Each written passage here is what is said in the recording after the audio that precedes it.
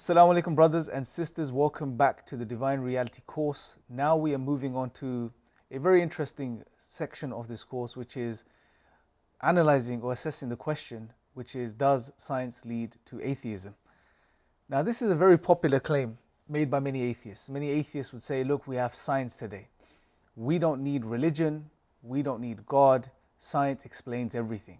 And they will come to you with this type of attitude and almost, assuming science to be the perfect solution, to answering all our questions.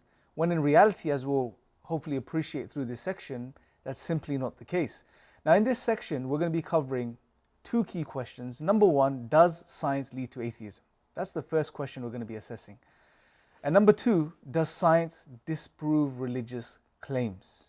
Right? So these are the two key questions we're going to be analyzing, assessing, and seeing whether these hold any weight, or the claim that science does lead to atheism, does this claim hold any specific weight?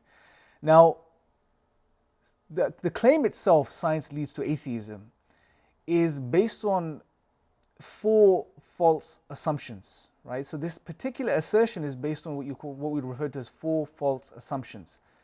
Now, the first assumption is science is the only yardstick to truth or for truth. Secondly, since science works, its conclusions must be true. So just because science works, therefore it must be true, and we'll be sort of deconstructing this idea. Thirdly, science leads to certainty. And fourthly, philosophical and methodological naturalism. We'll be looking at these two ideas of philosophical naturalism, something we sort of discussed in the previous sessions in the beginning of this course, and methodological naturalism. And what tends to happen is that both of these are conflated by some atheist scientists. However, there is a distinction between the two, and we have to appreciate this distinction if we're to really sort of make sense of what's going on here. Now, just as another note, these particular assumptions aren't necessarily the assumptions that are made by atheists. These could be held by certain scientists themselves who may not directly associate themselves with atheism. And also, it's not the case that every single atheist or scientist, has to hold on to every single one of these assumptions to believe science leads to atheism. It could be they hold on to one of them, two of them, maybe three of them, sometimes in some cases, maybe all four of them. But that's not necessarily the case, that one has to believe in every single one of these false assumptions for them to believe that science leads to atheism.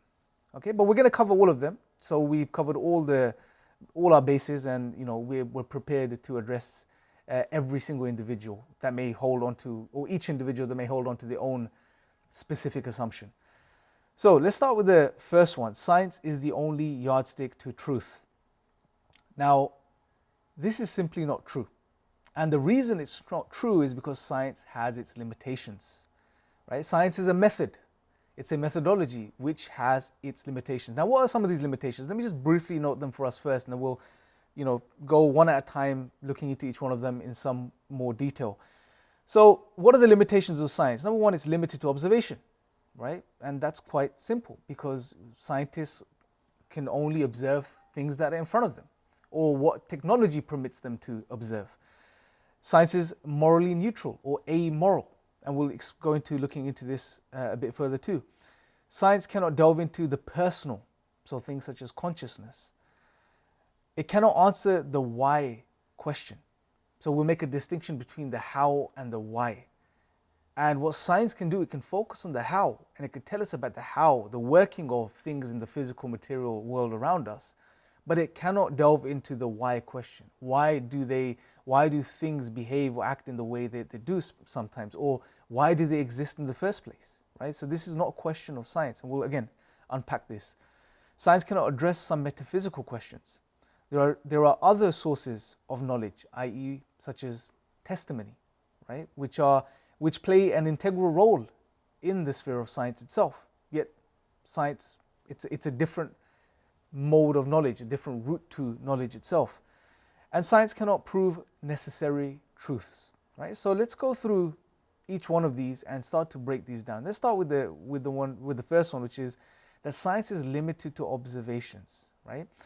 Elliot Sober states, at any moment, scientists are limited by the observations they have at hand.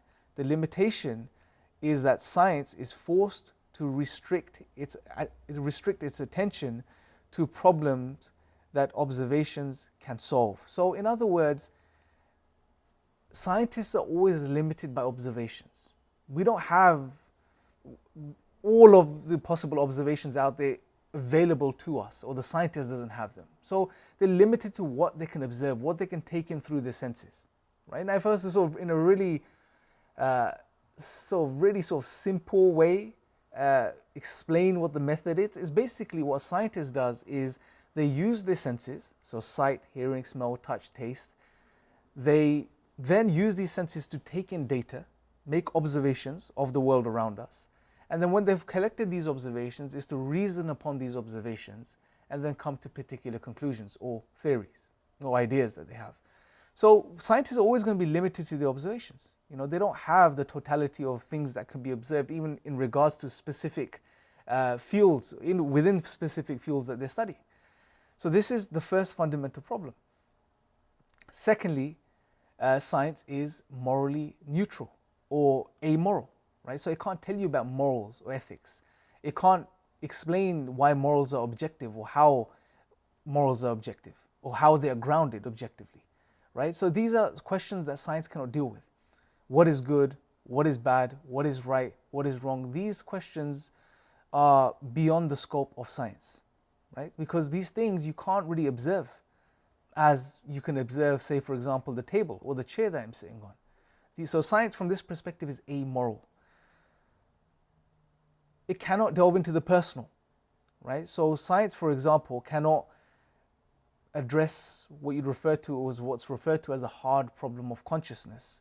This first person conscious subjective experience that we have as human beings. Science can't tell us anything about this first person personal experience that we have. So for example, I like coffee, right? Now what it's like for me to taste coffee and the experience of tasting coffee and having a nice hot cup of coffee, that science cannot quantify, right? Science can't go into that realm or delve into that realm of the personal that's personal for me. So my personal experience, my first person experience, science hasn't got a say in this. And this is why this is referred to the hard problem of consciousness, because a scientist may turn around and say, well, look, what we can do is the next time you have a cup of coffee, we can wire you up, right? Hook you to a monitor, and we can study your brain waves, right? And we can see when you're drinking or when you sip the cup of coffee, and when you're experiencing that sip, and you're tasting it, and the way whatever else is going on inside you, when you're hooked up to the monitor, we can see the changes in your brain waves, and we can correlate those patterns, and we can see what parts of your brain are firing up, what neurons are firing in your brain when you're drinking that cup of coffee. They can do that. However, all of that data that they are able to collect about changes in brain waves and the ways my neurons are firing, etc., all of that is still not going to give you insight into my first person personal experience of drinking that cup of coffee, right? So that's personal to me. That's my personal conscious experience. So no matter if you can map out my brain waves and do all of that stuff, you can't still tell how it is for Imran to taste coffee, how that experience it is for him. Now you can have another person sitting next to me, and they may like coffee too, and they could be hooked up to the same to a monitor too, and they could be drinking the same cup of coffee. And sure, the scientists may be able to correlate certain different parts of the brain firing for both of us when we're drinking that coffee. But again, this person, say person X's experience of drinking that coffee and my experience of drinking that coffee, that personal experience, that personal conscious experience that we're having, that's personal to us. That cannot be evaluated by science itself. So therefore science cannot delve into the personal. And like I said, this is referred to the hard problem of consciousness. And I believe in the near future we may have a specific course on this. And if you go to the Divine Reality book, there's an argument for consciousness, which is again a very powerful argument for God's existence, or an argument that we can utilize to establish that God exists, which you can read up on more in regards to that there. But I just wanted to give you a sort of general summary of the hard problem of consciousness, because it highlights that there are realms that science cannot delve into. And this is one of the limitations of science, that it can't delve into the personal. Now, brothers and sisters, I want us to take a break, inshallah. When you're ready, I want you to move on to the next section, where we're going to be sort of discussing the how and the why of science and making that distinction between these two realms, inshallah. So when you're ready, click on the next video.